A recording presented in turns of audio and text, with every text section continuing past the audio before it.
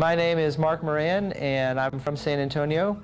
I consequently ended up going to medical school here in San Antonio before I did my residency at Penn State. I elected to do an extra year of training, a subspecialty certification in pain management before I returned here to San Antonio, and I've been practicing pain management since 2007. Most of the patients we see have low back or low back and leg pain like sciatica, probably about 70%. The next largest spectrum would be neck pain or neck and arm pain. And then other than that, we do migraines and axial back pain, which is the spine, leg pain or arm pain in addition, but we do all-encompassing pain management.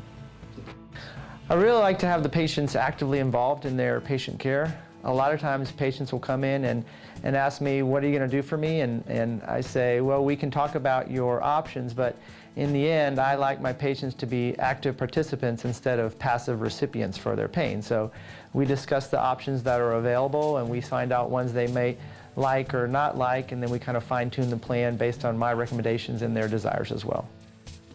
Everyone gets tailored care depending on where their pain is or how long they've had their pain. Depending on their physical exam or their MRIs or CT scans, we'll find a tailor-made pain management program specifically for them. Well, I always loved pharmacology and physiology, so when I went into medical school, I focused on those subjects and found out that anesthesia was going to be a perfect match for me to do in residency.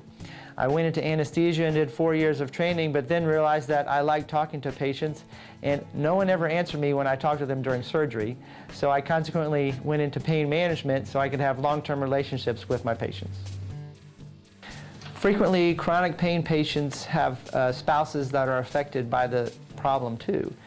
Usually spouses end up sacrificing time and work and money to help their spouses get the treatment they need, and a lot of time the spouses will need some therapy or encouragement as well. So I encourage my patients to bring their spouses or significant others so we can have a discussion so the patient can understand what the spouse is going through and the spouse can understand what the patient is going through, and we can act as a team to try and conquer the pain. I have an excellent staff. I have a nurse practitioner who's been practicing actually longer than I have, and she brings a lot to my practice to help me have a different perspective on some patients. A lot of times she'll give me some ideas that I hadn't considered, or I'll give her some ideas, and we kind of talk back and forth to make sure the patients are getting the treatment that they need to maximize their benefits. The first thing I recommend to my patients is always cheer for the Spurs. In addition to that, it's all the things we learned growing up through elementary school.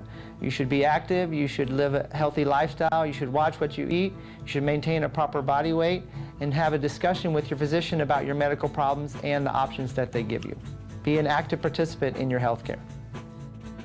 My family comes first, and I really enjoy spending time with my kids. I've been coaching them in athletics for several years, and my wife and I love watching them compete. I also like going to church, and my father was in the military for 24 years here in San Antonio, so I always try to do anything I can to help out the military people that have served our country.